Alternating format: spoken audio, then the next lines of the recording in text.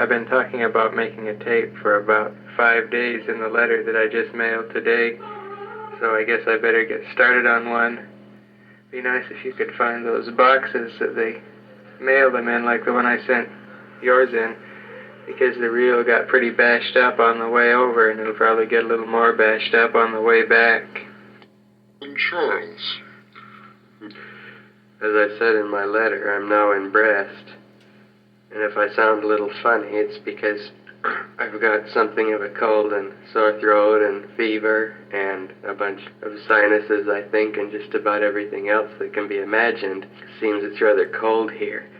And we just got our heat going yesterday. And I just got my blankets yesterday, too, so as a result, I sort of froze there for about a week. And as a result of that, apparently, I got somewhat sick. Since I'm sure you're dying to hear about it, I'll tell you about how I got in Brest. If you don't mind, I sniff a little in between. A funny thing happened to me while I was calmly sitting in the mission home the other day. The financial secretary, or I think it was actually one of the Zaps, walked over and said, "Sister Belle wants to see you." So I said, gee, what did I ever do to her? I couldn't figure what she wanted. But when she finally came, she handed me a piece of paper, and it said, "Congratulations, your service is no longer required in your present district. Go to Brest." So I said, okay, why not? I mean, I've seen Paris. I might as well go out to Brest. I mean, there's nothing wrong with Brest, I guess. It's certainly got a nice enough name. So I went home, and I was going to pack. I discovered that the stuff I had was about 3 times as much as I could get into my one suitcase and 2 bags. So I decided maybe I better get a trunk like every other missionary out here. It seemed my companion already had a few meetings scheduled, and I couldn't really do anything until Wednesday night. The transfer was effective Thursday. Wednesday night we finally got out and bought a trunk. It cost 51 francs, a little over $10. It's a little too small, but I was able to get everything into it all the same. And the next day I was faced with the prospect of packing in 3 hours, which I managed to do, but as it turned out I packed a few things that I should have carried with me, such as a couple of extra blankets, and I was rather uncomfortable for the week it took for my trunk to come here in Brest. My companion had to pick up a new elder in the mission homes, one who'd just been sent out from the Salt Lake Mission Home, so he didn't really have too much time for me. He drove me as far as the Arc de Triomphe with the Étoile. You've seen it, Dad. It's a great big Arc de Triomphe, and there are about 150 streets going off from it. He put me on the right street and said, "The station's that way. Good luck." Okay, I mean, if the station's that way, I'll take his word for it. Only thing wrong, he pointed me at about 12:15, and the train left at about 1:15. On the way over, I got lost about 5 times. I finally got to the station. It was about 15 minutes before the train was supposed to take off. I got in a line to buy my ticket, stayed there about 10 minutes before I finally got it. And then they told me that to send my bike, I'd have to go to another station, which was about a mile away by the way I had to get there, because they were tearing roads out. And then I could get on the train from there. So I went over. I mean, didn't have much choice. The guy took about 10 minutes to check out my bike, to write out the ticket, and to finish shouting at me. So I finally got it taken care of. And I asked him which way the trains were. He said over there, so I sort of started running with the briefcase and the overnight bag that I was carrying. I bumped into the first conductor and asked him which train went to Brest. He said, "That one there, hurry up, get on it." That's reasonable enough. I hurried up and got on it. About 10 seconds later, it pulled out of the station. I sort of stood around for about a half hour, looking out the window, hoping I was on the right train. Finally figured maybe I'd better try to find a seat, which took about another half hour. Turned out I was in a smoking car. I didn't enjoy that too much. About 2 hours later, the conductor came through, punching tickets. I found out I was on the right train, but that I was in the wrong car.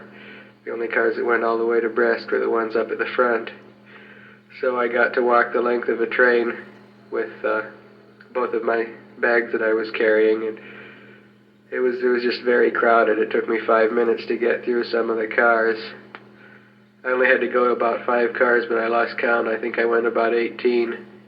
About 2 hours later, I finally got a seat when they stopped at some city and everybody got out. And several hours after that, I finally arrived in Brest. I left about 1:15. Got here about 9 o'clock. I stood around the train for about a half hour waiting for my bike to be unloaded. It turned out it wasn't on that train. So I went out and took a taxi to this missionary apartment. There wasn't anyone here. It turned out they were at the station waiting for me. I was sitting out in the hall for a while, and then the neighbors opened their door and saw me, invited me in to watch TV with them for 3 or 4 hours. There was a very good play on it. I guess they have good plays on the TV here. I was a little nervous, so I didn't really enjoy it too much. Finally, they heard some noise out in the hall. It was my companion coming in. So I did get in after all, and here I am. This is about the coldest place in France. It rains every day. I just got my bedding and trunk, as I might have mentioned earlier. This isn't too pleasant when we have to go out and take a meeting, because it's usually raining and we have to ride our bikes, which isn't too much fun. Missionary work here is a little different than in Paris. Mainly they don't work here. They don't really track very much. They don't really need to, because everybody's so friendly that they run out of times where they can schedule meetings to give people the missionary lessons. I rather suspect the missionary work is like this back in the States, where the missionaries just go from lesson to lesson and hardly ever have to worry about contacting people.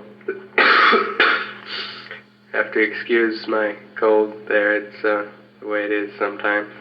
I could tell you what kind of a place I'm in. Our district leader's name is Elder Whitehead.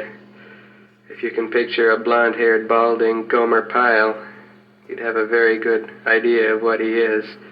He comes from some hick town in Utah. I don't really know exactly where. He's the sort of missionary we used to get sent out to us in Illinois a lot. The other 3 elders in that apartment are the type of people that you would expect to see in a fraternity or on a football team or at the BYU or something. They're kind of noisy. They're not really, well, I don't know, they just sort of aren't. My companion was a class president or something at the BYU during his sophomore year. He's probably the best one in the group here, out in this city. He's been telling me about spiritual experiences at the BYU, and I've offered him my copies of the New Republic. Incidentally, Pa, things like that New Republic really are a great help out here. I need all the sanity I can find. Also very much appreciated are those little Xerox things you've been sending. I would suggest you send several copies of any future ones. As you can imagine, there would be a rather high incidence of them being grabbed and torn up and burned and things by fellow missionaries. And also there are 1 or 2 other missionaries out in the field who are very happy to have such things, such as Elder Moutz. He might have been a Goldwater type before, but I'm sure that this exposure has straightened him out. As near as I know, he still is in Saint-Nazaire. Probably will be for a while, judging from the talk I had with one of our Zaps. That's a special assistant to the president. They pronounce it Zap instead of Sap. I don't know why. But this is a fairly reasonable fellow. He came from Canada, and he isn't one of these America First diehards. And from a few things I said to him, he decided that he could trust me, so he told me the situation in these places. So I think Elder Moutz will be there for a while. I'm hoping he'll be there a couple of months. Missionary work is really much easier in this city. I'll have my companion tell you about it in a while. I think I'd still prefer Paris as far as operas and things like that go, but the last time I was spending in Paris, I never got to see any operas or anything anyway, so I'm probably doing just as well here. This latest companion is very accommodating, and if any music things ever come, I'm sure he'll let me go to them. It's nice to get with a college type again. I don't know what the mission thinks about it, but even if it is from the BYU, I think it's an improvement on that before. Turn the tape over, the other side's done.